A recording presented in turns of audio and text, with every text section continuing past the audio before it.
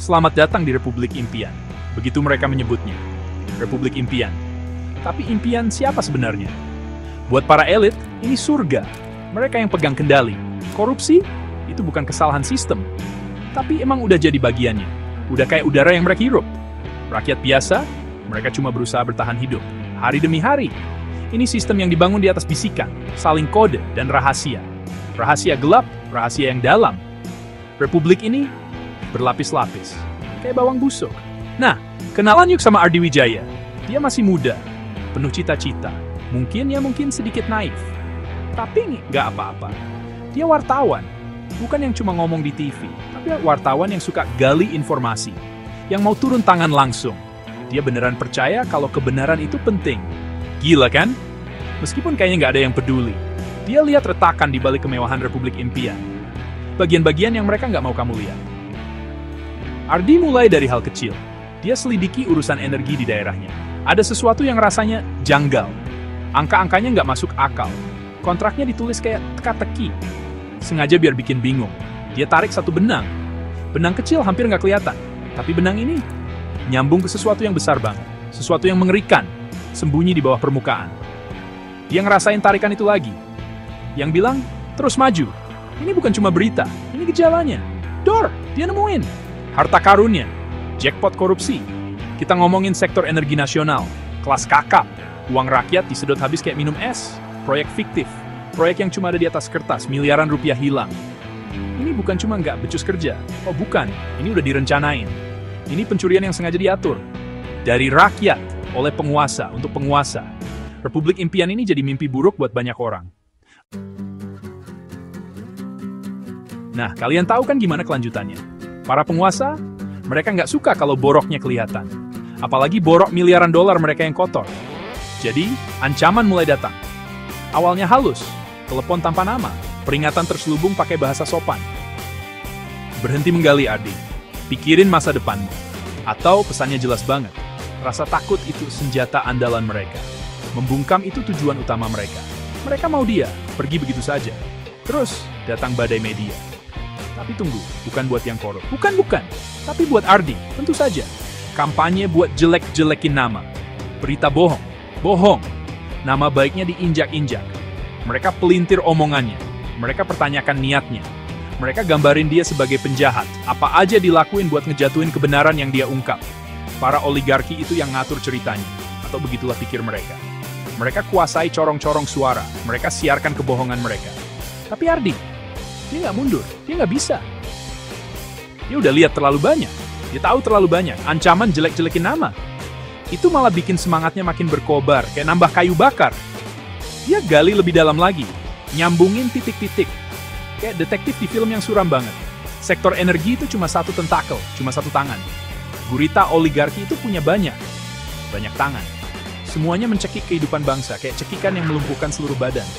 Besarnya masalah ini bikin sesak napas. Mengerikan. Ini bukan cuma soal uang lagi, ini soal kekuasaan mentah. Jabatan politik dijual beli kayak mobil bekas. Undang-undang ditulis ulang buat untungin teman-teman mereka, perusahaan mereka. Hakim, sebagian ada yang bisa diatur. Keadilan pakai penutup mata dan jam tangan mahal. Seluruh aparat negara, pemerintahannya sendiri. Dibengkokkan, dipelintir, diputratkan buat melayani segelintir orang. Bangsa, digaikan. Dijual per tertinggi.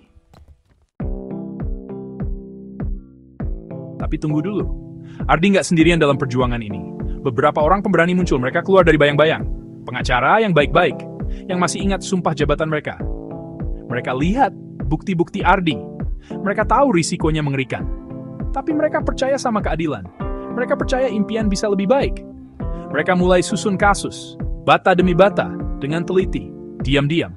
Hati-hati. Melawan kerajaan yang dibangun di atas kebebalan hukum. Merekalah pahlawan tanpa tanda jasa. Para jagoan data ikut berjuang. Pasukan digital datang. Orang dalam, terinspirasi Ardi, bocorin lebih banyak dokumen. Bukti yang makin memberatkan. Ahli teknologi bantu amankan komunikasi. Semuanya dienkripsi. Pakar strategi politik yang belum jual jiwa mereka, kasih saran. Gimana caranya melawan sistem yang dirancang buat hancurin perlawanan, buat bungkam kebenaran.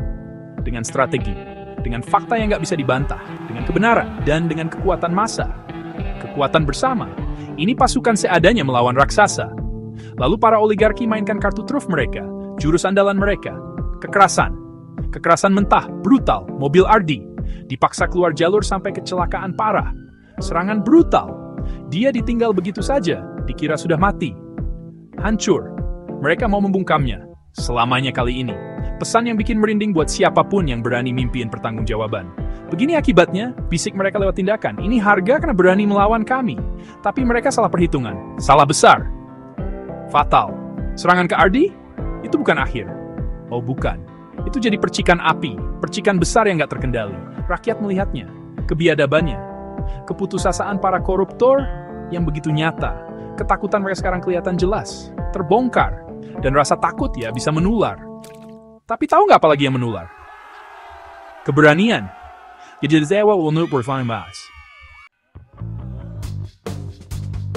Dan begitu saja orang-orang tumpah ruah ke jalan. Luar biasa, mahasiswa, pekerja, nenek-nenek dengan tatapan mata tajam dan spanduk yang kuat. Mereka sudah muak. Bendungan kekesalan akhirnya jebol. Wajah Ardi yang babak belur ceritanya yang nggak goyah, jadi simbol. Sebuah panji. Cukup sudah cukup. Teriakan itu menggema di kota-kota, di desa-desa. Revolusi rakyat dimulai. Bukan dengan senjata, bukan dengan kekerasan, tapi dengan suara, jutaan suara.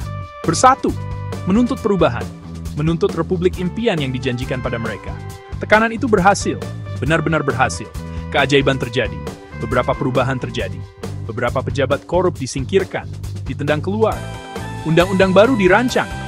Undang-undang yang bertaji, semoga. Secercah harapan muncul di ufuk. Matahari terbit setelah malam yang panjang. Sistemnya melunak. Belum hancur sepenuhnya, belum. Tapi ini permulaan. Kemenangan penting yang diraih dengan susah payah. Dibayar dengan keberanian, dengan kegigihan. Dan hampir dengan darah Ardi. Inilah kekuatan rakyat.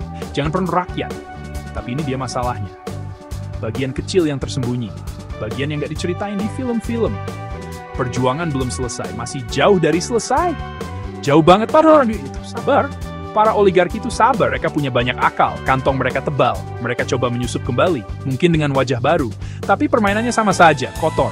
Korupsi itu kayak rumput liar. Rumput liar yang bandel, jelek, kamu cabut, kamu tinggal sebentar, dia coba tumbuh lagi.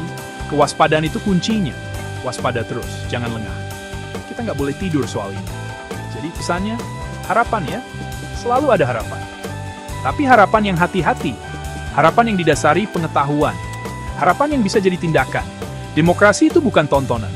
Kamu nggak bisa cuma nonton dari pinggir lapangan. Demokrasi butuh pembela. Setiap hari, di setiap sudut. Orang-orang seperti Ardi. Orang-orang seperti sekutunya yang berani.